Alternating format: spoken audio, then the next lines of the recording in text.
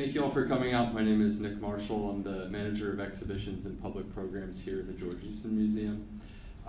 Today's Focus 45 presentation is with Jared Case. Jared is our curator of moving image exhibitions, and he's one responsible for putting together the Dryden calendar. Him and his team of colleagues are responsible for the Nitrate picture show and a lot of the really great programming that we do, or all of the really great programming that we do in the Dryden Theatre, and is also the lead curator of the current Art of Warner Brothers exhibition. So I hope all of you had a chance to enjoy that. If you haven't yet, feel free to take a look after the talk. The Focus 45 series is a monthly series that we do where we have different staff members or people who are using our collections for research, and they come to the Focus 45s and they present on their research or different kind of unique projects that are going on around the museum so that the public knows about the things that are going on behind kind of closed doors here. So it's a really unique opportunity for you all to learn about different things that we're doing here institutionally. In this case, you're going to get a little bit of a sneak peek at some stuff that's coming up in the future. So thank you all for coming, and I'm going to turn it over to Jared. Please welcome Jared Case.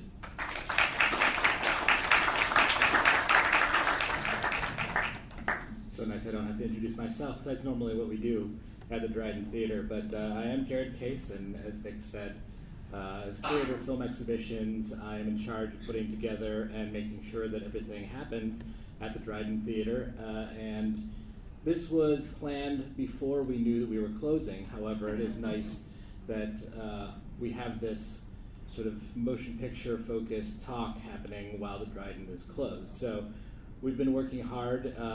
October has already gone to press, so we know what's playing then. And I'm just about done with November and December, so I can tell you a little bit about what's coming.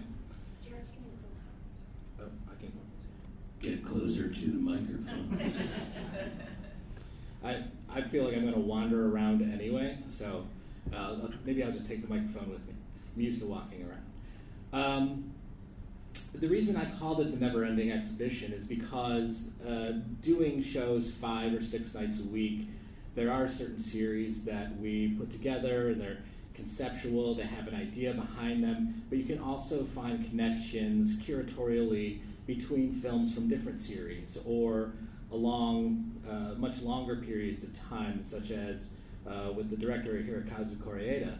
We played one of his most recent films last summer, which led into the big hype that he got for Shoplifters, which came out at the end of last year, and we played here as one of our films in March, and leading into another film that we're bringing in, one of his older films this fall as part of the Voyages and Discovery series. So really, curatorially, what you're thinking about when you're making connections between pieces is that those pieces are seen in fairly close proximity, and you see the connections, or you make the connections yourself, either guided by a curatorial hand or as you're making your own connections.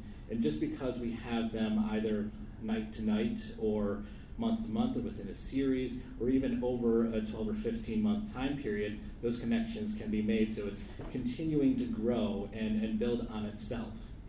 We've got 3 logos up here representing ideas, film availability, and cost. More than perhaps any other part of this museum, we are sort of caught between art and commerce. Certainly, the legend that I tell to students of the L. Jeffrey Selznick School of Film Preservation when they come in, and I was the cataloger in the department for 15 years before moving into this position, so I have a pretty good idea of what's in the collection, is that for photography exhibits, their inspection process happens somewhat like this. I'm simplifying.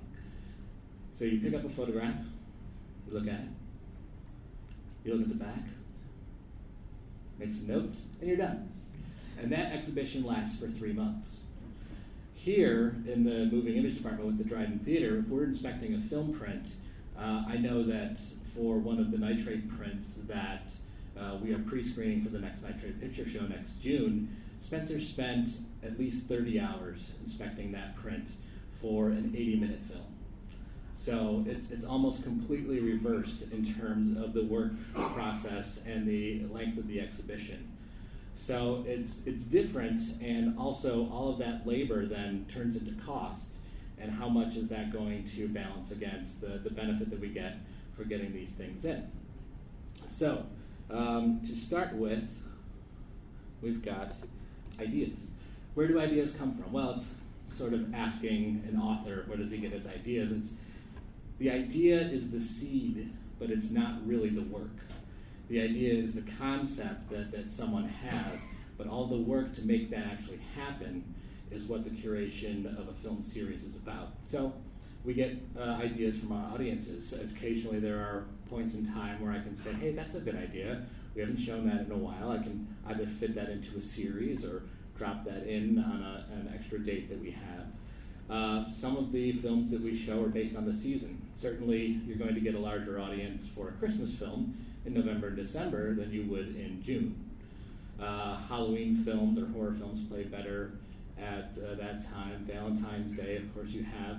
Summer has its own sort of feeling. You want to have somewhat more popular films or films that people recognize to bring them in during the summer because it's so beautiful outside. Unless you want some air conditioning, it takes a little bit more to bring them in. We do have exhibitions that we pair with very often. So with the Warner Brothers exhibition, we had 3 shows of 35mm Warner Brothers animated shorts, which we were able to fit in just before we closed, including 1 on the opening night and 2 more the following week, which was fantastic.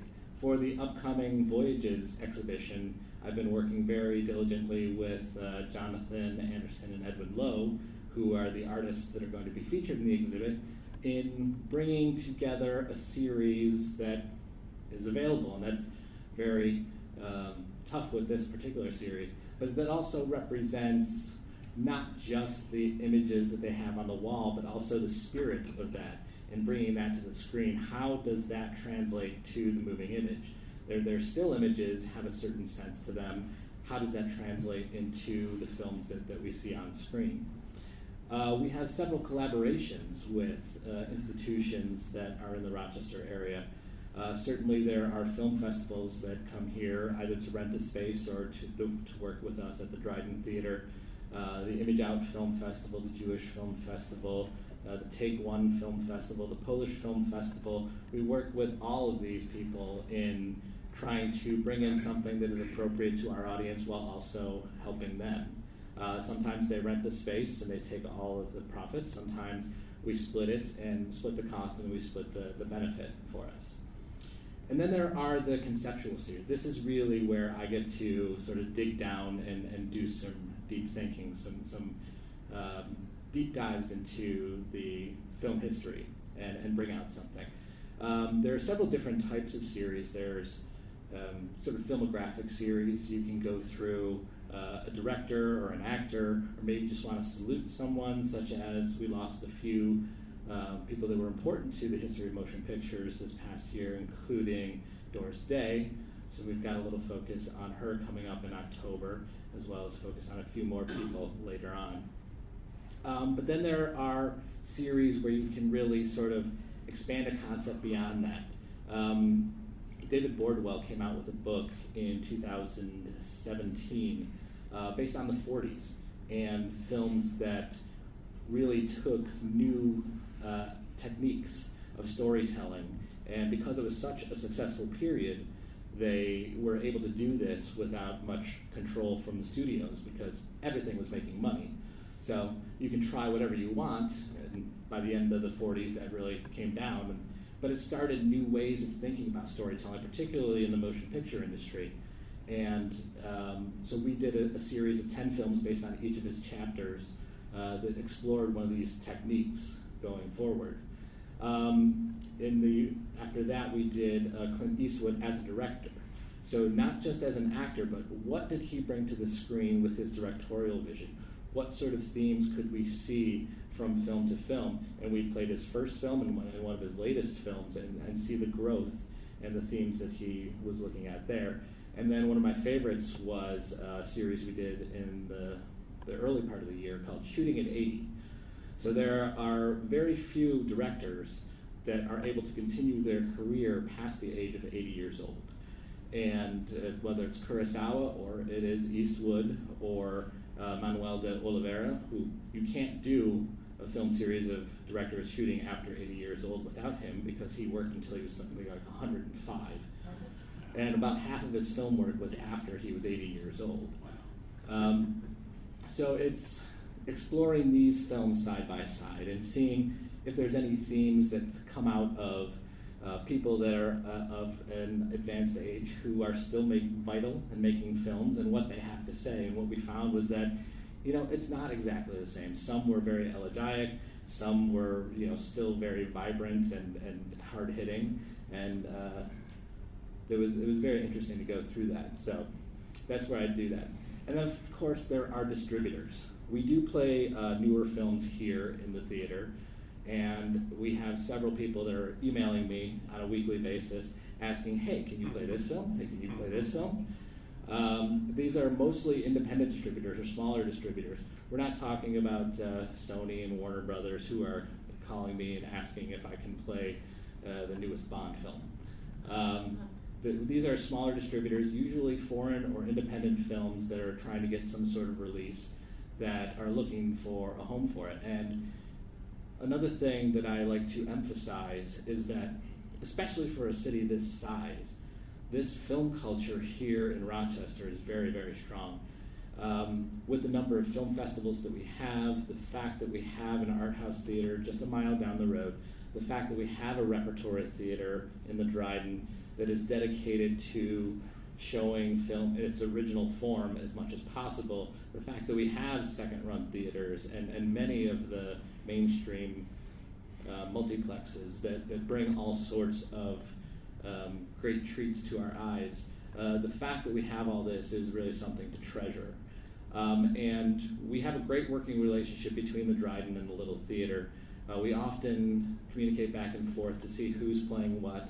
And between the two of us, we want these films to have as many showings as possible. So if I know the Little is going to get something, and even for a week they're going to get 12 or 14 shows out of it, that's great, because I can only give them 1 or 2 as my program. With the repertory program that we have, these newer films, if they can get more money, it encourages them to make more films just like that. And we all know that the middling film is sort of disappearing. It's all very small, independent, or it's a very large blockbuster-y. So to give these films as much support as possible is great. So I made a list of the distributors, the independent distributors, that I have personally worked with in the last 12 or 14 months since I've been in here. You can see that we've had at least 1 film from all of these distributors, and most of these come in the form of Rochester Premieres. So Wellgo Entertainment was someone that we hadn't worked with before, but they brought us Lee Chang-dong's Burning, which we showed in January, and then the Little picked up for a limited run after us. Magnolia is a slightly larger one, but they brought us Shoplifters. So it's working with these independent distributors in terms of getting ideas for what comes in that I can plug in here and there to fill out not only our mission of bringing world cinema to the Rochester audience, but also bringing diverse voices beyond just what we have in our collection. And this does not even include the independent filmmakers such as Matthew White, who brought us the House of Stromso, or John Murphy and Tralak Murku from Ireland, who brought us Photo City in December, or Paul Anton Smith. We showed his film Have You Seen My Movie in March.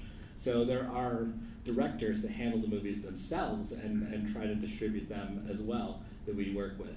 And some of the ones that are out that I haven't worked with yet are Oscilloscope, Draft House, AGFA, which is the American Genre Film Archive, KimStim. So there's even more out there. There's this wonderful app that I have on my phone called Letterboxd, just like you would spell, except without that last E. And it allows you to track the films that you've seen, most of the films that you've seen. Some of them are too small to have shown up on their app, but I started tracking films May 23rd of last year, so I made sure to check back a year later. I watched over 400 films during that time, both at work and outside work hours, in order to choose these films that are going into the program. So you figure 50 weeks at 5 films a week, we're showing about 250 films a year. So I have to watch beyond that in order to make a decision about what to bring into the program itself.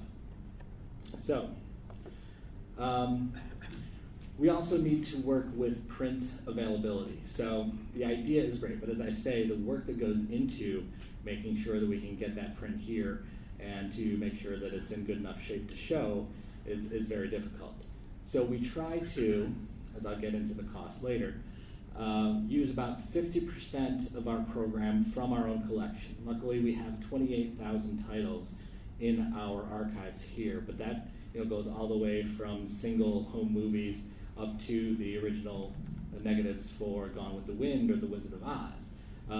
Not all of those that we can use, those negatives, the preprint material of fine grain masters or master positives, we can't use that. So the number of actual prints that we can use go down, but it's 35 millimeter and it's 16 millimeter.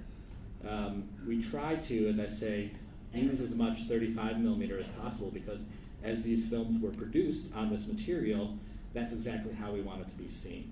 Even if it's a later print, we feel that that experience, the quality of the 35 millimeter film is a much greater experience than the reduction print of a 16 millimeter print.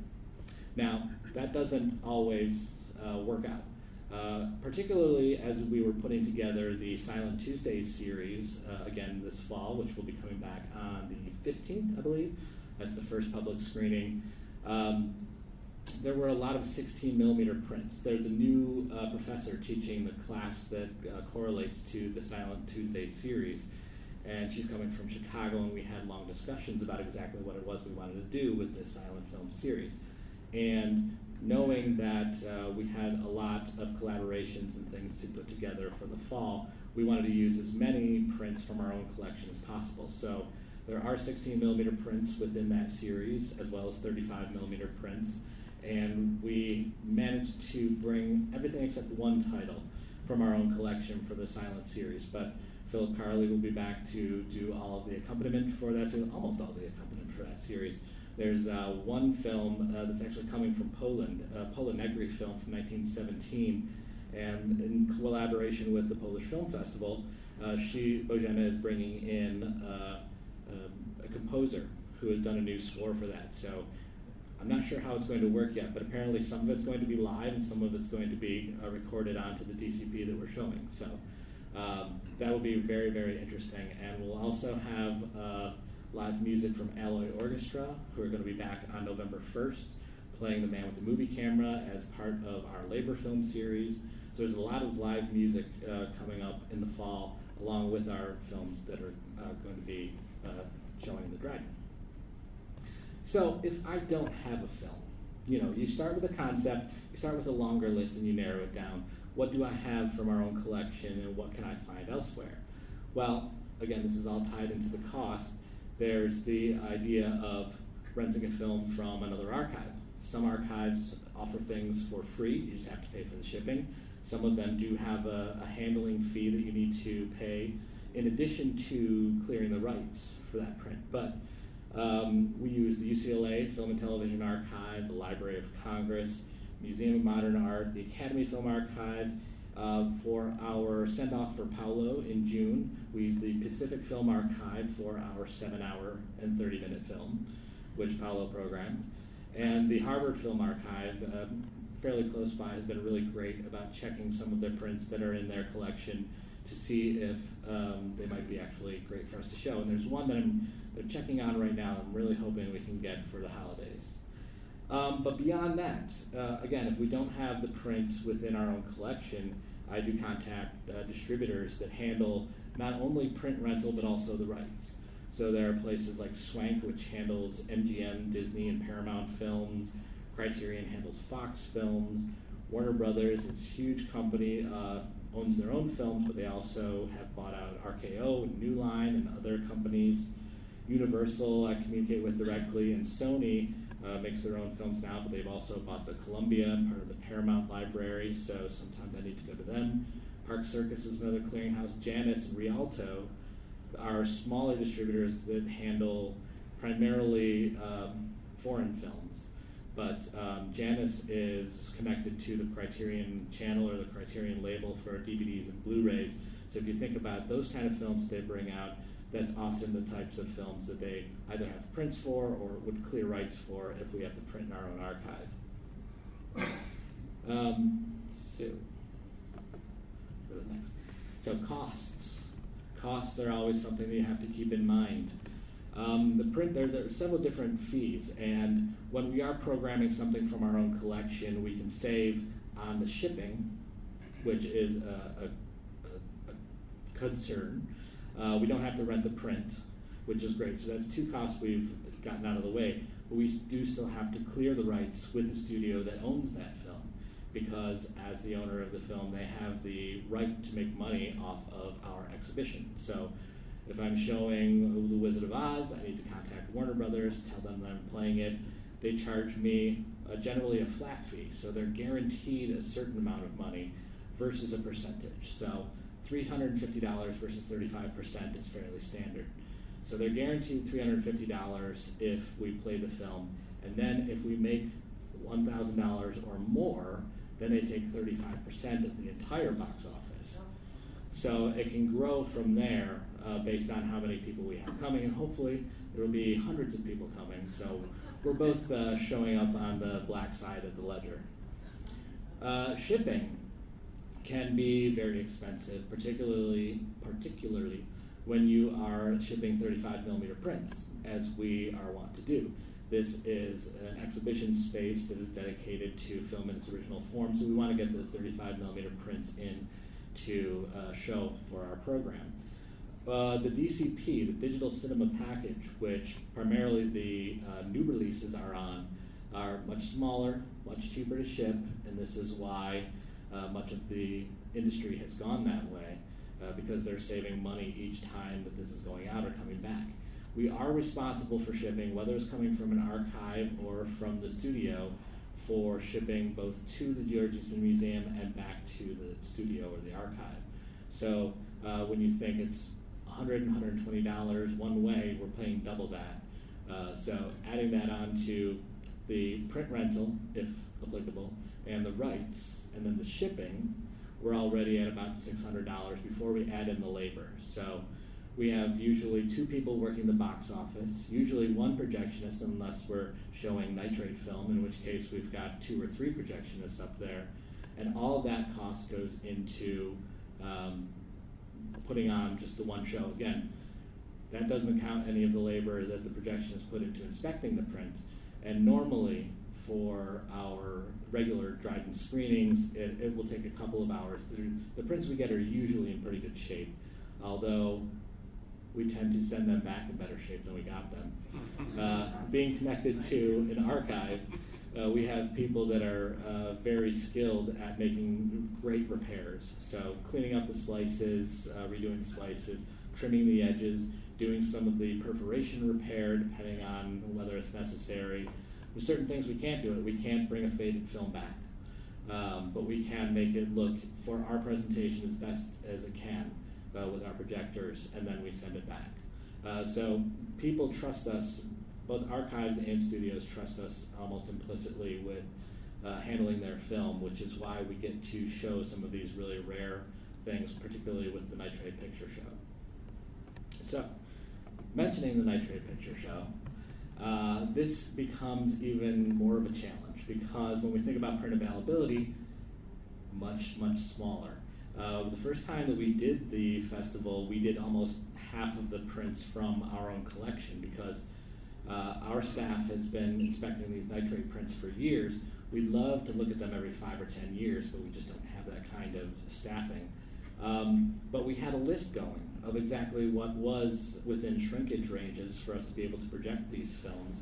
And when we contacted just American Archives at that point in time, they had just like a short list that they knew. It was like, well, we know that Nitrate print is in pretty good shape. There aren't that many archives out there that still have Nitrate film. So we had a short list of people to call, and they all participated. But as we got further and further into the Nitrate Picture Show, and getting that sort of that status out there that this is something that can be done and still should be done. More and more archives contacted us and said, hey, we think we have something. And the American archives, when we were talking to them, we asked them to dig a little bit deeper, do a little bit more inspection on some of the prints that UCLA and to a smaller extent, the Library of Congress, these other archives have online databases that we can search and say, hey, how about that one? It says you've got a nitrate print, why don't you look at that one? And it's really spurred these other archives to look deeper into their nitrate holdings to see if there's something that can be shown, because this is really the only place where you can show nitrate film, particularly in a concentrated way, where you are looking at films all weekend long.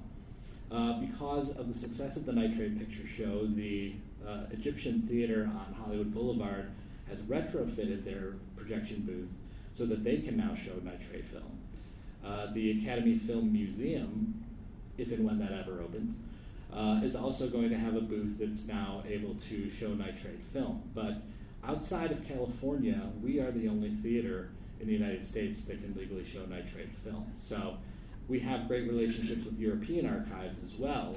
We had an Ozu from Japan as part of one of our festivals. We had a film from Mexico as part of one of our festivals. Norway, Spain, France, they all contribute now to the Nitrate Picture Show. So although the print availability is much smaller, it is growing, and we see the ability to continue this festival for years to come. There was something else. Oh, and I think it was the fourth Nitrate Picture Show that we went to, where we actually, remember we had half of our own films in the first one. The fourth one, we had none of our own films. There was so much buy-in from archives outside of Rochester that we were able to program an entire weekend without using any of our films, which is great because we know things that we have in our collection that can be surprises later on. So the ideas, the things you want to program, as I said, you can be a little bit particular about what you want. You can ask specifically for things, but in terms of a series, you're not looking for anything in particular. But there are themes that you can see based on things you've already programmed and things you hope to program. So once we have about half of the program together, either they're coming from a long way away, so we know that we want to show it, or it's something so spectacular that we know it's going to be part of the program, we try to balance it out. So we're not going to have just, although that was my idea, a full weekend of nitrate film noir. But we will have sort of a film noir every year, and then we balance the color versus the black and white. We have this wonderful thing called the Shorts program. It's the first thing that we show in the Nitrate Picture Show, which brings in avant-garde films or animation or musical shorts, documentaries. We can really expand the scope of what we're showing as part of that Shorts program. And then we try to look for things that we haven't done yet. So we had a Western finally, a Western feature that we did. We haven't had a science fiction film yet or a horror film, but we're still out there looking. And those can be sort of the anchors that you build everything around. And of course the costs, once you're dealing with nitrate film. Nitrate film is a hazardous good. It's a flammable solid. So FedEx is not going to carry your film. It's not going to go on a plane. It's all ground. So if we're shipping something from California, it's on a truck. Hopefully within 2 days it's going to get here, traveling across the country, but the cost goes way up. The cost of storing the film goes way up. The cost of inspecting the film goes up. As I said, Spencer spends nearly 30 hours on just one 80-minute print that we're hoping to show next year. The shipping is very specific in that there's layers of shipping you have to do. Each reel goes in its own box, and each of those boxes goes in a larger box, and each of those reels need to be in a can, and then you have to buy the hazardous goods label. You have to send people for training every 2 years to make sure that they're qualified to ship these goods. As I said, we have 2 or 3 projectionists in the booth because we have one on each projector doing the changeover from one to the other, making sure that if there is any problem, we stop it immediately. Again, we've never had a fire in the booth for a nitrate film. We can talk about the 1978 fire out in the barn later, but that was not anything to do with good quality nitrate film being handled by professionals in our booth. So we're good. we like to say, it's the most dangerous festival of all, but really you're actually very safe when you're watching those films. So as a challenge, that creates many more things that we have to go through. And the reason why we only do it once a year is because we have to go through all these hoops for everything. So as a general overview, that's sort of what I was going to talk about, but I wanted to talk about, as I said, we're done with the October program, so we know what's coming up, and November and December is nearly done. I don't have any of the Rochester Premieres booked yet because I wait till the last minute, try to see as many as I can. And again, I don't know how many of you know, but we do plan to close again in January. So the museum is going to be closed for a few weeks, and the Dryden Theatre will be closed until we open back up for the Nitrate Picture Show, the 6th Nitrate Picture Show in June. So I really want to bring the best Rochester Premieres as I can in those 3 weeks that I have left before we bring them back. So normally I would be looking for something that's on the short list for foreign language Oscar films or the newest films from some of the great directors. So I'm holding that off to the last thing. That's the last thing I'm going to do. But we are opening back up on October 11th with the 30th Labor Film Series, and that's got a really great lineup. I worked with John Garlock and Vincent Sarabello to bring in a good menagerie of films with still being labor focused. But we do have some really great Rochester premieres in there, such as At War, which is a French film about labor strife, but instead of being about the strikes, it's about the negotiations that go on in between the labor union and the company. It's fascinating, and it's got very visceral and has a sort of a shocking ending. A focus on Ken Loach, the director. The Labor Film Series is giving him an award this year. He won't be here, but we're presenting him with it. And there's a documentary on him called Versus, the life and films of Ken Loach. And we also, one of my victories this year has been to book his newest film, which just showed at Cannes, Sorry We Missed You. So that's going to be showing in November, probably before its general release, which is great. And then a film from Scotland called Nai Pazaran about Scottish auto workers who went on strike when the Chilean coup d'etat happened back in the 1970s, and how that brotherhood across borders really made a difference in the lives of the Chilean people. As I said, Silent Tuesdays are going to come back starting on the 15th, and what we have in there, we've got Japanese film, Russian film, Nosferatu a couple of days before Halloween, with Philip playing for that. Also for Halloween, we're doing Stephen King's Dollar Babies.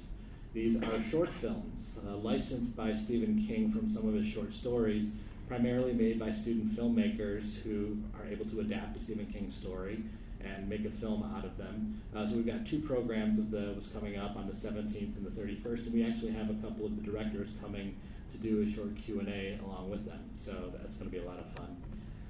To make sure that I was able to bring in some of the classics with all of these collaborations that we're doing and fitting into this 3-month period that we're going to be open, got a series called The Canon, where we're looking at some of the great films from the classic Hollywood period and bringing them to the screen. Mostly these are films that we do have in our own collection, so it makes perfect sense to take advantage of them while we have the chance.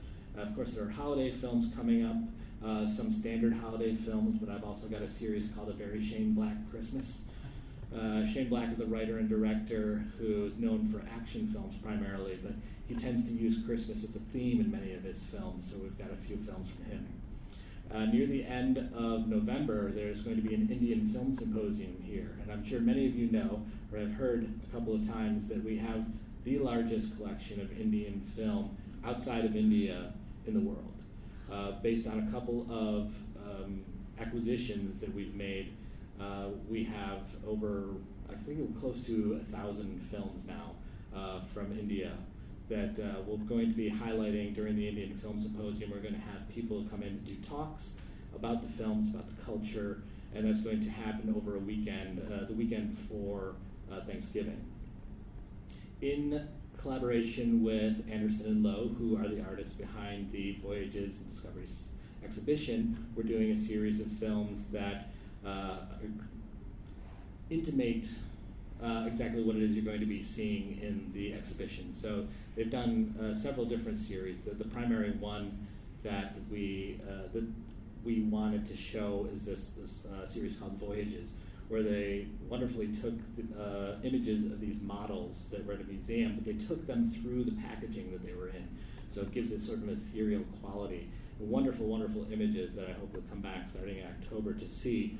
So we do have a ship-based film, but they're also very interested in different narratives and the way that you can use film to talk about different narratives, whether it's a ghost story or it's something that happens between life and death. So there's some really interesting stuff that we're bringing in. Actually, that was another one of my victories that just happened recently. There's a series that Anderson and Lowe did called Manga Dreams, which is inspired by anime. And I believe there's going to be a few images in there for Manga Dreams. Yeah, 2 images for Manga Dreams in our exhibition. So there was one film that they brought to me called Your Name, which came out about 3 years ago. And I saw it, and I loved it, and I wanted to show it here. However, the only release that it had within the United States was one of these sort of Fathom events, kind of show up on a Tuesday or Wednesday at 8 o'clock, and you could see it. So there was no place that I could go to that was a theatrical distributor. So I went to the DVD distributor, filled out a form, explained exactly what was going on. They talked with the people in Japan, and just this week we got permission to show that film on DCP. So that's going to be one of the first films we show, and I'm really excited about that. I think that's going to bring in a different kind of an audience. The last series that I just put together is Once Upon a Time at the Dryden. So this explores the world of Tarantino's Once Upon a Time in Hollywood. The films that were referenced or talked about, or maybe you just saw a poster in the background, but taking that late 60s era and exploring sort of the feeling, much as the way you would feel watching the film. You're just sitting in the car with Brad Pitt, listening to the music and the commercials. These are the films that inspired the film or were happening around that time. So we've got Rosemary's Baby, we've got Valley of the Dolls. I couldn't have done it without Wrecking Crew, which is the one film that she goes into the theater to watch herself in as she's within the film. So as long as I got that one, which we're going to start out the series with, we could do that, and we'll do a few more as well. And before we close up in January, we did something last year called Always at the Dryden, sort of a weekend blowout of films. Something for everybody, hopefully, that you can make sure to enjoy the Dryden as much as you want before we're closed down. We're forced to be closed until the construction's done. I think the focus around that over the weekend, that Friday, Saturday, and Sunday, we're going to do. Last year we did all of the Lord of the Rings films. This year we're going to do all of the Hobbit films. So 1, 2, 3 over a single weekend. And we'll supplement that with maybe some silent films and some musicals and some comedies. So it'll be 3 shows, Saturday and Sunday, 1:30, 4:30, and 7:30 on both Saturday and Sunday, leading up to the closure. So there's a lot of stuff coming up. As I said, Rochester Premieres I haven't decided on yet, but there's a couple that I'm looking at. And I think we've got probably enough time for some questions if you want to go ahead and ask them. Yes, sir. There have been occasions when I've attended a showing, very poorly attended, a wonderful opportunity, but very poorly attended, and I was saying to myself, boy, if they just showed Casablanca, this would be filled. How important is the box office takings to your thinking about what to schedule? I see it at a very macro level. So I know that there's films that we program, that we want to program, that, as you said, we want to give people the opportunity to see on the big screen that aren't going to make money. We try to balance that with films that are going to make money so that they sort of balance themselves out. There are several different budget lines that I deal with that I try not to go over, and there's a certain revenue that we want to hit. And as long as I can keep those budget lines within order, then there's no problem with showing a diversity of film. The ability to bring in stuff, and I think probably we could do a little bit better about getting the word out, and I think this is one of those times where we can really reach out and tell people what's going on ahead of time, let them plan ahead. The cinema attendance is going down everywhere. Talking to some people at the Little once upon a time in Hollywood has been a great boon for them. Apparently it's the most successful film they've had there in years, and probably because they're one of 36 or so theaters in the entire country who are playing it on 35 millimeter. So they have the ability to do that, and they're taking advantage of that. And one of our projectionists has been around for 50 years or something. He helped them jury rig that so they could make sure to do the changeover projection and make that happen. But for all of the ability we have to watch moving images, my sons watch moving images all day. They're not movies, but they're just doing it at home, and it can be more and more difficult to get people out to the theaters, which is why it's so important to put quality programming out there to try to draw people out, so that, because the only way that we're going to be able to continue in considering cost is to get people out to the theater, get them talking about it, and get them moving. So it does have a balance. Jerry, can I add something Sure. to that real quickly? So I think one of the interesting things that we noticed this year with Shoplifters, which we did 2 screenings of, is normally we only do a screening of a film once. So if we're only showing it once, and a few people show up and they're like, oh my God, I love this movie, and they want to go tell their friends about it, they don't really necessarily have the ability to be able to come back, which, because we only have the ability to screen something like once, maybe twice in that instance, but we had great attendance for the first Shoplifters, and then the second screening, we had even more, if I'm not mistaken. Yeah, that was the first time we'd actually tried that, where we were separating the screenings by some amount of time. Normally when we have 2 screenings of something, like we did Transit that same month in March, and they were Friday and Saturday, very close to each other, so that we're sort of blocking out times. But when we open back up again in the middle of next year, I'm hoping to have the time to play with that a little bit and explore different ways of getting the word out, word of mouth, and having people who are interested in these films and don't necessarily know about it, have somebody tell them about it and have them come back to that second show. Yes, sir? Can you talk a little bit about who you choose to introduce the films? I assume they're mostly students. Students don't help out as much as you think they would. We have sort of a pool of people that we pull from. Certainly, if there's a collaboration, there's going to be somebody from that series or from that institution that is more able to talk about that film. Generally, what we're looking for is someone that has some sort of a personal connection, because those tend to be the best introductions. There's some people that sort of give out a little historical information and doesn't necessarily add anything. It's a real balance. It's something tricky to do well without spoiling the film or providing too much analysis, providing some sort of guidance in terms of how to watch the film, or another way to watch the film, some other piece of information that you don't get just from the text itself, but can influence the way that you watch it, or give you another aspect to watch it through. Film professors from Geneseo, from Rockport, from other universities, staff, we send it out to our motion picture department staff all the time, myself, and Philip Carley, who's a professor as well. So generally, people who are showing an interest will send out sort of the list of films that are coming up and saying, which ones of these would you like to do? And sometimes there's 3 people that sign up, and sometimes there's nobody that signs up, and it ends up being me, or it ends up being Alex that's doing the introduction. So there's not any qualifications other than, sort of just reading from a paper and being a little more engaged with the audience. But students aren't really going to have a chance this year, because we're only going to be open for 3 months while they're here. But students we had a couple of students do introductions last year, and they can be good. Yeah, as long as you have that personal connection, I think. Add one more thing. So, one of the best introductions I've seen was, I think it was Night of the Demons or something, where the person who owned the print told a story about how they went and bought it and brought it here, and it was his passion for the Yeah. film that he owned. It was really touching and nice and a great thing to see. Yeah, and sometimes that's the best story that you can tell is how that item got to the place that it's being shown.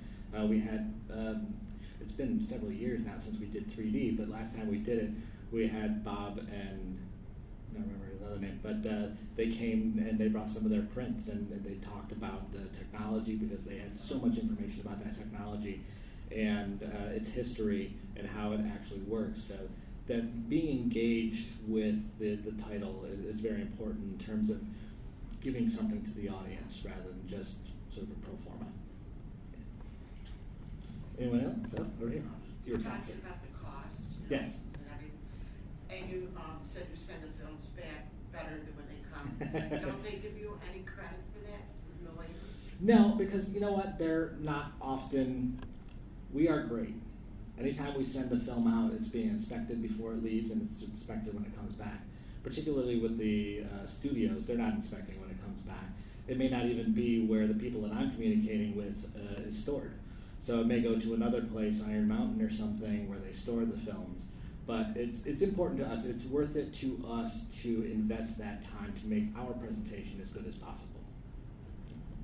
Yes? I'm just curious, how much do you actually sit down when it comes to creating the year's program, or whether brainstorming with people in the area who might have all kinds of different perspectives or whatever on films that are out there?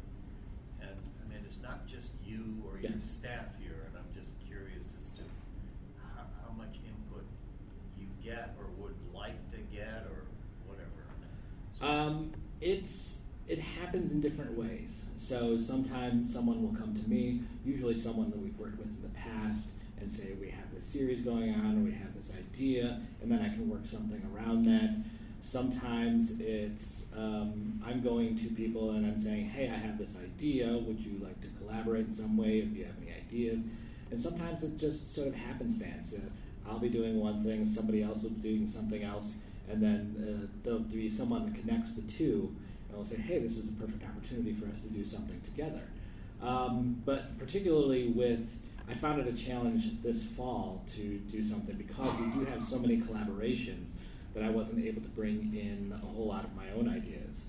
So we need to have holiday films to show. Between the Indian Film Symposium, excuse me, the Pasolini Film, Silent Tuesdays, Labor Film Series, Polish Film Festival, Image Out Film Festival. It was really a challenge to sort of put my own fingerprints on this particular period of time. So I am looking forward to when we are open for an extended period of time to be able to play a little bit more. Great ideas are always welcome. Again, with the caveat that not all great ideas make money, and not all great ideas are possible with our commitment to film and seeing it in its original form. But I'm willing to have it. Now that that exhibition is done, I find myself a little bit more time to have that sort of thought-provoking process. Yeah. Yes, sir. As a member, we get email from the Eastman House monthly almost. Mm-hmm. Is there any way that you could put a caveat on that? Any film suggestions that you would like to see here, so that we could send it back in? Sure. Yeah, that's very easy. We could even set up another email just for that, so it's not, in my email inbox, but it's another inbox that I can say. Eliza's going to answer your question. And I would just add to that, if you're just getting the member email monthly, that may mean that you're not getting the Dryden email weekly. So if you'd like that, please let me know. I can get your email address, or you can do that through our website, so that every Thursday we send out an email about what's coming at the Dryden. And even we're continuing that when the Dryden's closed, Right. sharing other content that's there. We're calling it that we're in an intermission, so we're showing some intermission intertitles that are kind of interesting. So if you're not getting the weekly Dryden email, we'd love to add you to that. And I'm hoping to add images once we finally break ground on this to show people exactly what it is that the Dryden's closed for. But we finished phase 1, and now we're going into phase 2 very quickly, I think. Can I, because I was going to add about that, I want to share a little bit, hi, I'm Eliza Kozlowski, I'm the Director of Marketing and Engagement, and I just wanted to share very quickly Dryden's closed. Some of you may have seen this through email, so I apologize if I'm duplicating what you've already read. Right now, the Dryden is closed because we have some very important restoration work that needs to be done on the colonnade. That's the hallway that connects the 1989 building to the house. That work was never done or never really needed when we restored the house. Now it's in desperate need of restoration. It involves things like a new ceiling, a new floor. Also, we're going to have a new climate control system. So if you've come here in the winter and seen those panels of windows iced over, you're there in the summer and it's extremely hot, we're not going to have that fluctuation in temperature anymore because of the new system. And then something that's going to be very visible, right now you see those panels that are up. George Eastman had those panels up during inclement weather, but during the summertime he removed those panels and it was an open walkway. We're going to have a new glass system so that in the summertime you'll be able to walk through and just see the columns and then straight out to the garden, and then new panels that will go up that'll be storm windows to help with this new climate control. So that's what we're waiting. There's been some things happening that's delayed that construction, but that's why the Dryden's closed right now.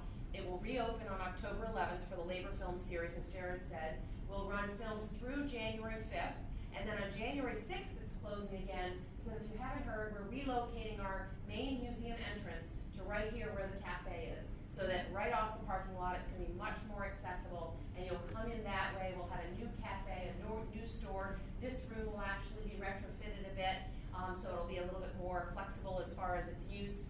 And then we'll have part of the cafe will be to have seating in the Palm House, so we'll have some seating where you can sit out and look at the gardens. So we're very excited about that. We break ground on January 6th. Everything going according to plan. That will open around July 8th, 9th, 10th. But we're thrilled that we're at least going to be able to open for the Nitrate Picture Show in June to have the Dryden reopen. So it will be closed from January 6th until we reopen in the first weekend in June for the Nitrate Picture Show. So just wanted to make sure you knew what was going on. But we're very excited. Thank you. And we'll keep updates through emails too.